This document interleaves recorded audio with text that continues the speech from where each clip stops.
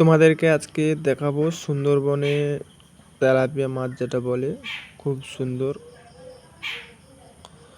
ও প্রায় সবারই পুকুরে থাকে। খুব সুন্দর দেখতে মাছটা, দেখো জলে কিভাবে বসে আছে, তোমাদেরকে দেখাচ্ছি। কত বড় মাছটা দেখো, ও খুব সুন্দর দেখতে মাছটা।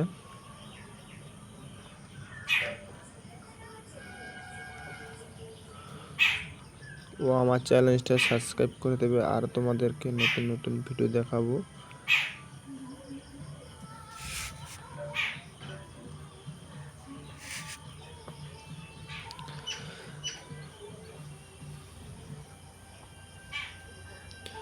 কিভাবে মাছটা চলে যাচ্ছে দেখো, পিছিয়ে পিছিয়ে।